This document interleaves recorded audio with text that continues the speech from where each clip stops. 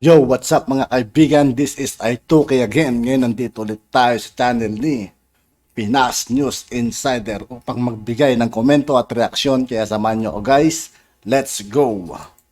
Ito ang balita ngayon.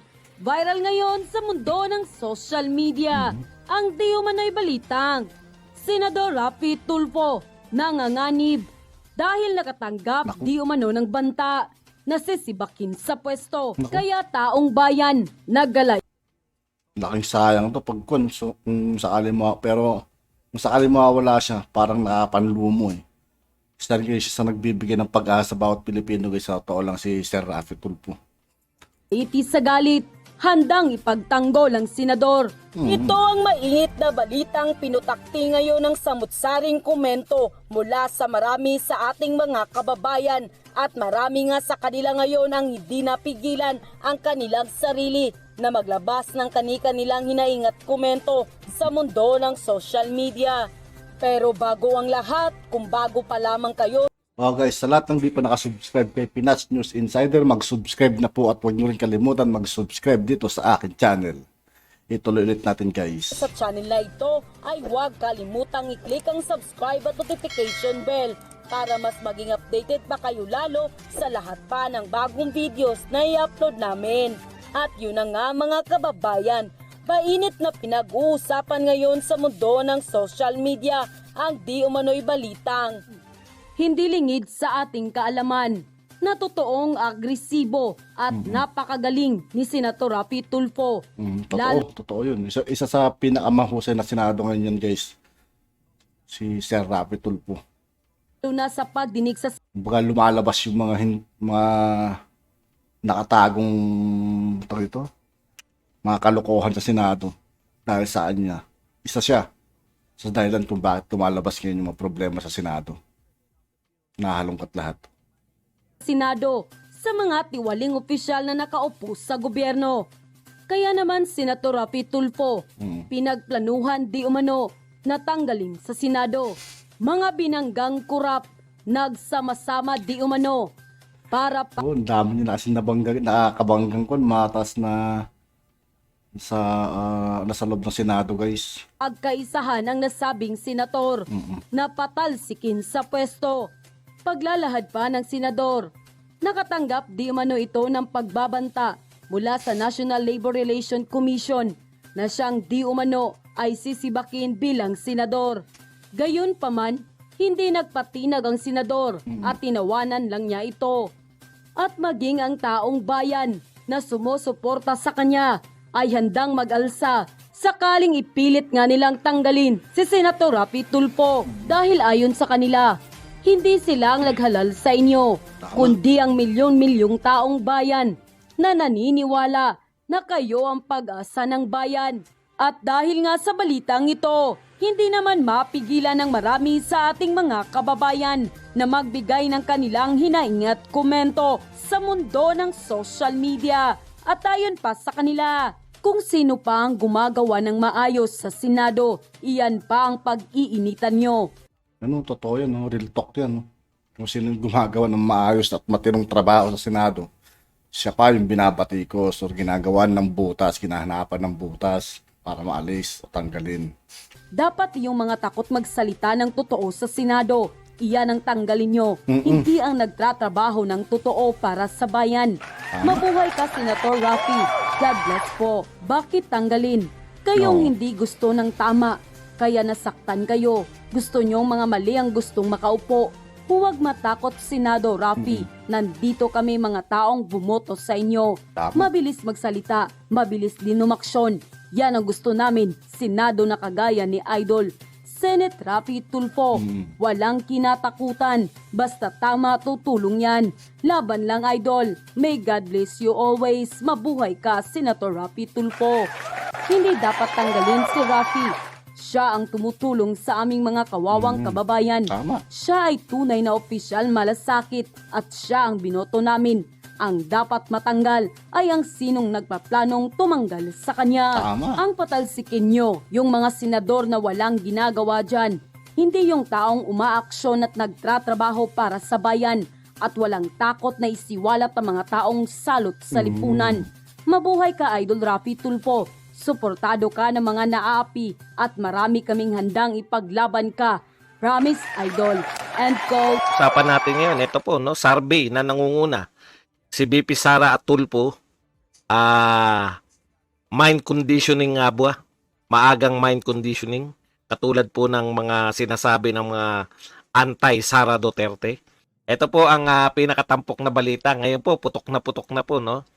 Ito pong balita na si Inday Sara Duterte at saka si Rapi Tulfo ay nangunguna po sa kauna-unahang presidential survey, no? Na ginawa po sa Pilipinas ngayon para sa 2028. Ayan po, sa kartada po na 39% po ang ayon po dito sa nagpa-survey. Tapos 39% po si Duterte at 30% naman po si Tulfo. Yan. Pero ang katakataka po rito, mga kapatid, ayan po, yung ibang kandidato, napakababa na po, no? Talagang, kung ngayon po maglalaban, si Senator Tulfo lang po yung medyo may laban-laban, no? Kasi 39 to 30. Pwede pong, pero mahaba pa po yan. Yung 2028 po, pwede pong madagdagan ng lamang ni Sara Duterte at unti-unting kainin. Tandaan po natin, nung survey po nung nakaraang 2022 election, yung unang saltada, yung unang survey, kung hindi ako nagkakamali, Sara Duterte, tapos Isko Moreno pa eh. Hindi pa po si Pangulong Marcos. Popular pa si Isko Moreno eh. Mukhang yung pattern po kasi, no? Popular ka, diba? Parang si Isko lang eh. Nakikita ko ganun si Tulfo eh. Parang mag-aala Isko lang yan. Very popular nung mga simula. Tapos unti-unti kinayod. Unti-unti po na naubos yung popularidad ni Yorme nung panahon na yun. Okay, dahil sa naglabas niya, sari-sari pong panukala, no, yung inaabot po natin. Magbasa po tayo ng konti, no, ng mga sinabi po. Ito po mga anti-BP Sara Duterte. Ito po ang sinabi ni Ding Soriano, may budget na dito. Meaning, may budget na raw sa kanila, simpleng-simple. Follower po ito ni Esguera. Na ang tingin lahat pera-pera. Ang tingin nila yung umatake kay Lenny, yung mga nagtatanggol kay Pangulong Digong, yung nagtatanggol kay Pangulong Marcos, ay panay bayaran lahat, no? Yan yung paningin nila, tinatawag na troll. Alam mo, si Esguera na lang yung tumatawag na troll. Hindi po napatunayan yung troll na yan. Ginawa pong election issue yan. Nakakatuwa po yung mga taong nagmamarunong, no? Pero uto-uto naman po pagdating sa mga usaping pampolitika. Ano po yung mga sinasabi natin? Yung pong, yan, katulad niyang troll. Alam na alam po natin na yung mga kakampi po ni Pangulong Marcos at kakampi po ni Pangulong Duterte ay hindi po troll, mga totoong tao. Binabago nila yung meaning ng troll eh. Dati ang troll, hindi tao, no? Sabi nga nila, hindi naman mga tao yan, troll lang yan eh. Biglang yung bumoto na yung mga troll, ang sinasabi naman nila ngayon, bayaran mga pag nagbabago kayo ng meaning para i-accommodate yung inyong mga paninira, hindi po totoo yan. Okay. Ito naman po sinabi ni Nympha, mind conditioning lang yan. Mind conditioning.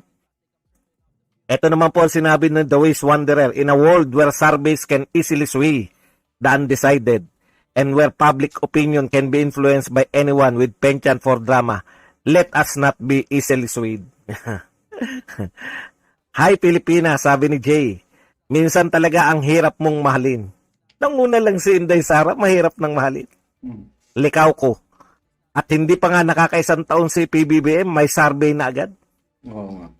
Kape, now nagtataka sila bakit tayo third world at country pa din. Hi Scammer, grabe naman ang aga pa may pa-survey na sa presidentiables. Oo nga. Ano ba ito, early menu for next cooking season? Ito si Lucid na pamura pa eh. TI, ang aga pa, conditioning na agad. Annabelle Lee, mind programming again. Karating ko, aga naman ito, may 5 taong pa si Alamano. I am Marcus. Ayos ha, mind conditioning. Mahaba pa po, no? Marami na pong nag-react po dito. Ibig sabihin, naniniwala po sila hanggang ngayon na yung survey ay mind conditioning.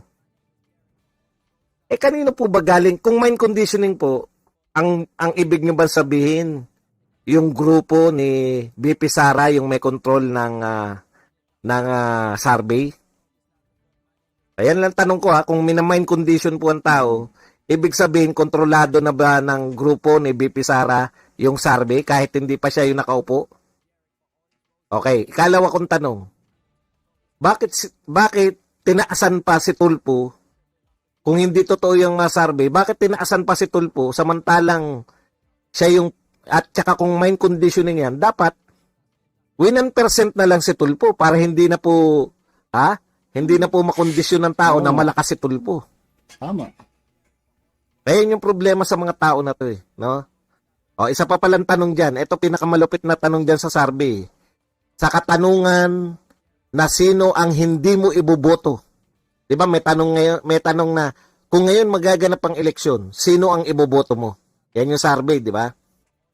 Ang karamihan na sumagot, iboboto namin si Sara Duterte. Pero may tanong din po kung sa ngayon magaganap ang eleksyon, sino ang hindi mo iboboto? Tanong niyo po kung sino number 1 sa mga hindi iboboto. Correct, si Leni Robredo. Oo. Alam niyo, mga kakamping katdilawan, yan ang produkto ng walang katapusan yung paninira. No? Oo. Akala nyo, Kumbaga, karma na to. Karma na sa kanila yan. Ano man nangyayari sa kanila ngayon. Kung ayaw sa kanila ng tao, karma na yun. Kasi yung ginawa kasi nila sa Apulacay nun, na paninira. Yun na, bumabalik na sa kanila. Hindi nila kayang baguhin ng utak ng tao. yung siraan nyo ng walang humpay si Pangulong Duterte for 6 years, ngayon naman sinisiraan nyo yung kanyang anak at ang kanyang kapatner na si Pangulong Marcos. Akala ninyo sa paninira nyo, nakakagain kayo ng mga kasapian, nakakagain kayo ng suporta.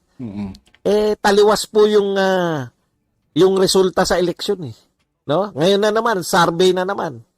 Tandaan nyo noon, binanatan nyo na yung survey.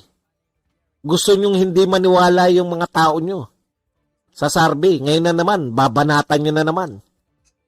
Na sasabihin nyo na naman, mind conditioning. Pero, sa totoo lang, naniniwala naman sila naniniwala sila sa resulta. Kaya po nila sinasabi na inuunahan lang nila.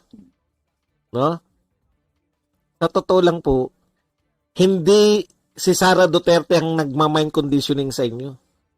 Si Sara Duterte, natural po na lamang yan dahil Vice President yan ng Pilipinas. Isa lang naman yung Vice President ng Pilipinas na napakababa sa survey. Alam niyo kung sino? Yan, si Leni Robredo. Bugok Wala nang ginawa kundi tumira lang ng tumira. Paano magiging mataas sa survey yan? Hindi po si Sara Duterte nagma-mind conditioning. Alam niyo kung sino po yung nagma-mind conditioning? Kayo. Kinukondisyon nyo na yung sarili nyo na kayo ay dadayain pagdating ng 2028. Suko na kayo agad Alam nyo, ito lang po ang tanging oposisyon na hindi pa nagsisimula yung laban, suko na. Naghahanap na lang ng katwiran agad. No? Ng kanilang pagkatalo. Alam nyo yun? Paano kayo mananalo? Katwiran na sa At yun na nga mga At yun nga po mga kaibigan, dito po nagtatapos ang ating reaction video. Muli ako po si I2K ng Sundalo ng Tunggalo at 811. Maraming salamat sa patuloy na pagsuporta. Yeah, peace out.